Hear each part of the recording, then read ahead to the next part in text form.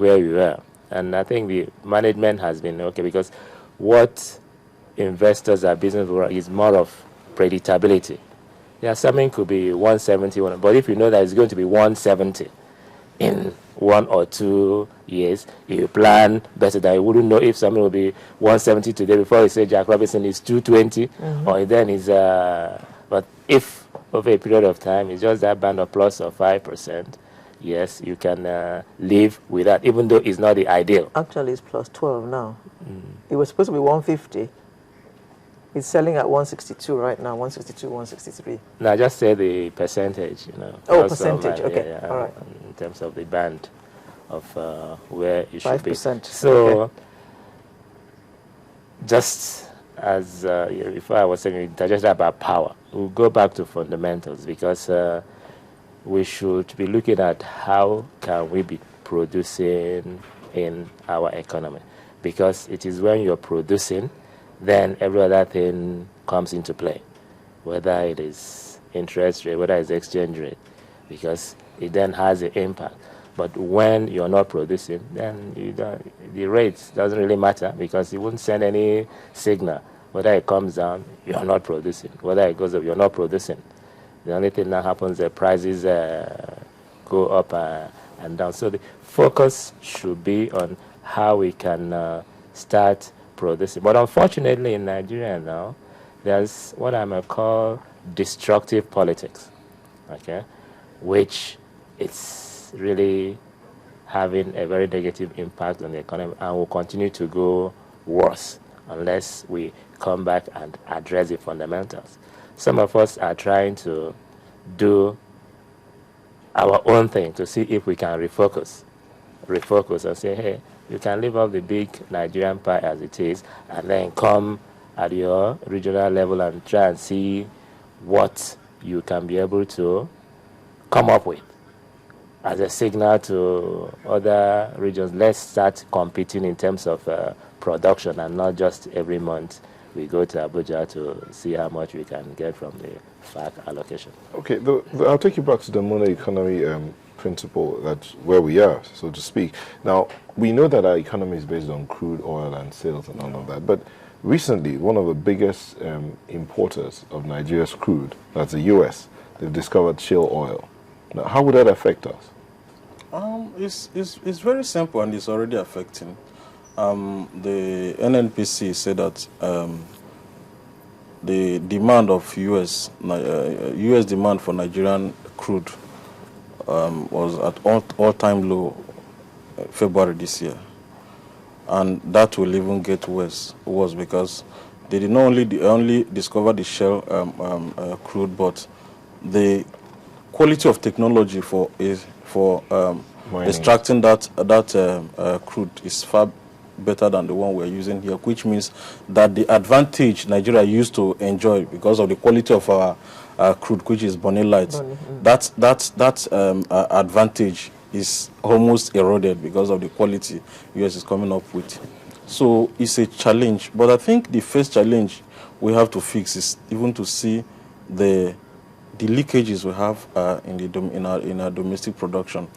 The federal government say they are happy they are producing 2.06 million barrels every day. But the question is, what is the budget? The budget figure is about 2.45 million barrels per day.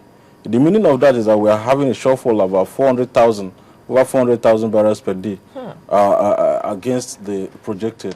If you do the number at average of $100 per day, you find out that Nigeria is losing about $70 million every day, which is about 10 billion naira on daily basis. That is an issue. So we begin to plug the local leakages. Of course, if US is not used to demand about 20 to 24% of crude in Nigeria, the next thing we need to do is to begin to.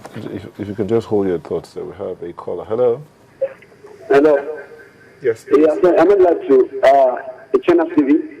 Yes, please, Ibrahim. Go ahead, make your point. Now, all right. Now, the question, the issue I want to talk about is regarding to the topic we are discussing. Now, the GDP of the thing that government keep on releasing yearly.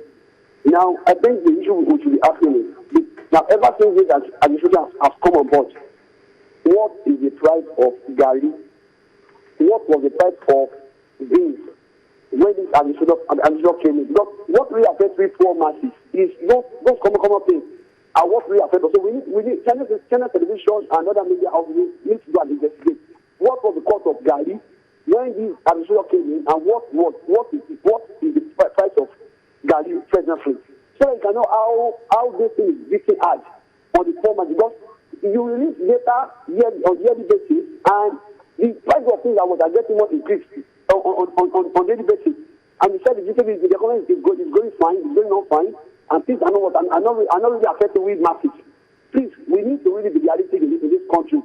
The poor are telling, they are telling different stories. Why those people at the top are telling another different story as well? So we need to balance all these things so that the economy at this country can have a bright future. So that's the conclusion this morning. Thank you very much, Ibrahim. I think it's important to respond to the comment, very, very important comment. When, at the chamber, when we saw the comment from the, I think, Minister of National Planning, Shamsuddin Usman, during the week, we said, okay, good numbers, but have these numbers be related to quality of life, as he mentioned? You know, it's good to say GDP is growing, you know, inflation is coming down, exchange rate is stable, but how does it translate to the poorest of the poor?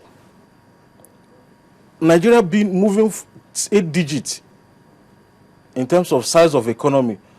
Have 8 more people moved from being very poor to medium level? It's very, very important to look at how this is affecting household, how this is affecting institutions, that is companies. We find out that SMEs in Nigeria are almost crowded out. They cannot get credit. Going back to macroeconomy, because that is what we're discussing before the intervention.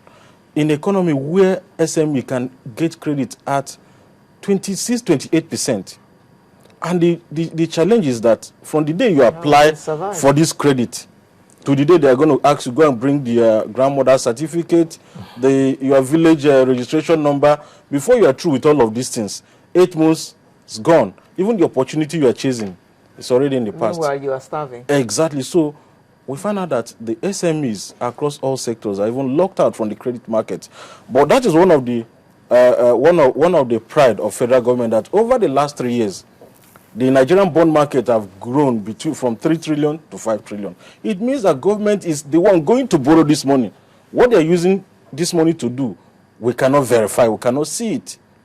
They go borrow this money at as high as 14%, 12%. The corporates are looking at them because we cannot compete rates with government. So I'm trying to say that some of these numbers, when they read it out, we have to make effort to see how it affects us as individuals, how it affects our economy. Because government is the only spender and oil is the only income we are getting. It's important that we begin to diversify this economy and plan this economy, how we can create jobs, how we can educate our people, how we can live a happier life. It's important. How will the PIB help our situation? I wanted to add something on the issue of the GDP. Okay, because it's all about people, and one of the best ways of helping people is that of creation of jobs. That's reducing the real incidence of extreme poverty, because you can have an increase in GDP, but then it's stuck in a few hands, and then there are more of the poorer people. But one other area that we're overlooking is that, yes, statistics don't lie. It has increased. But why you don't feel it? Can you hold your thoughts? Hello. Good morning. Good morning. Is that all right? Yes, Fola, please make your point. Fola is my name. I'm calling from Port Harcourt. Okay. I want to make a contribution, please. Yes, go ahead, Fola. Yeah. We do that Nigerians to give kudos to the government as regards the economic policies and transformation agenda. However, we have to take a look at how the whole world is moving. And if we say numbers, GDP is rising, and people are getting poorer daily. The amount and the quantum